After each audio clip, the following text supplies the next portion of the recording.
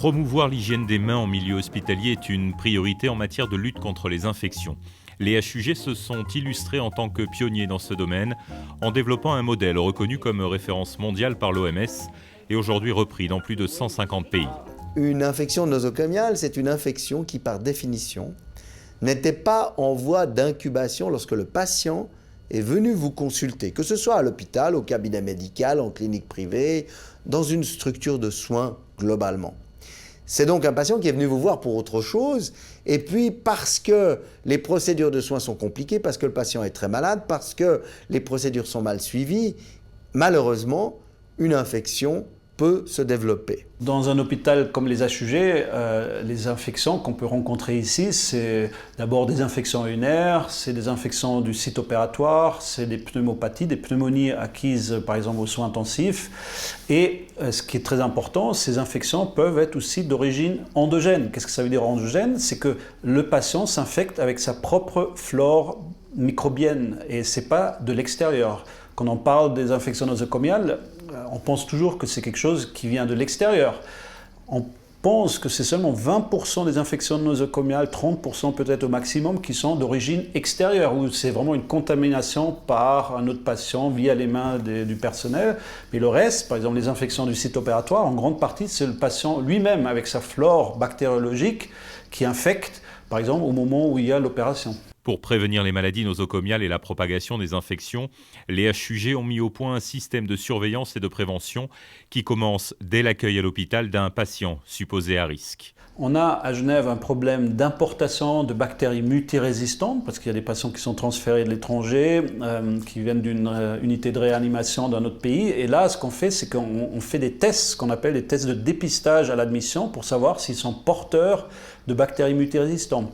Il y a d'autres approches en plus. Ça veut dire, par exemple, quelqu'un qui a très haut risque de faire une infection post-opératoire à staphylocoque, on peut aussi faire un dépistage pour savoir s'il est porteur de staphylocoque avant l'opération. Et dans ce cas-là, on peut faire ce qu'on appelle un traitement de décolonisation. Alors, il y a différentes approches pour mieux cibler des patients à risque. Lorsqu'un patient à risque est identifié, une signalétique spécifique à destination des soignants et des visiteurs est mise en place. Pour ce qui est de la prévention des infections, la signalétique et la communication sont absolument clés. La signalétique, pourquoi? Parce que, comme quand un visiteur ou quand la famille vient à l'hôpital, c'est très important qu'il sache où il est, qu'il sache ce qui se passe et qu'il sache qu'il doit mettre en place ou appliquer des mesures de prévention qu'on lui propose. Le lavage des mains. Il joue un rôle essentiel dans l'hygiène puisque c'est par les mains que se propagent la plupart des maladies infectieuses. La prévention des infections nosocomiales passe essentiellement par l'application stricte par le personnel soignant des 5 indications à l'hygiène des mains, appelées aussi précautions standards. Les 5 indications, c'est avant de toucher le patient, après avoir eu un contact avec lui, avant un geste aseptique, après des liquides biologiques, et après objet, par exemple si je touche la table de nuit du patient qui est contaminée, eh bien je vais me frictionner les mains avec la solution hydroalcoolique.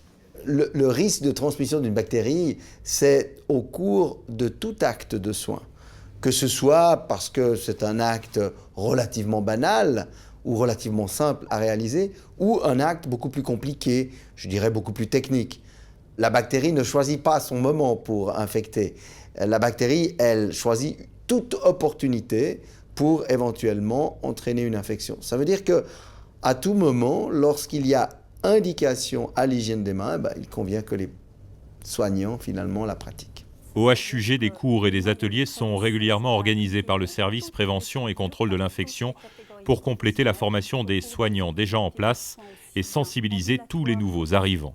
Les cours Vigigerm s'adressent à tous les collaborateurs des HUG qui sont potentiellement en contact direct ou indirect avec le patient. Le message fondamental, c'est de dire qu'il y a des risques de transmission de germes que l'on connaît et en l'absence de connaissances précises, on fait appliquer des mesures de base dont l'hygiène des mains est la première à appliquer en tout temps.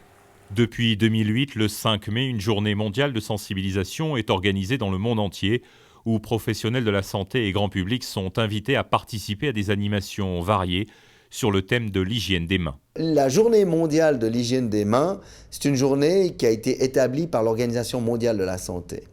Chaque année, nous invitons, puisque nous sommes centre collaborateur pour l'Organisation mondiale de la santé pour la sécurité des patients, et que nous avons la responsabilité de cette journée mondiale, nous invitons tous les hôpitaux du monde, mais quand je dis hôpitaux, c'est toutes les structures de santé du monde, à finalement célébrer l'importance de l'hygiène des mains. Les gens pensent toujours qu'on reproche aux soignants de ne pas avoir une bonne hygiène des mains, mais en fait, on est là pour aider les soignants à améliorer cette procédure tellement vitale, puisqu'on a pu démontrer que cette campagne aujourd'hui sauve probablement entre 5 et 8 millions de vies par année dans le monde.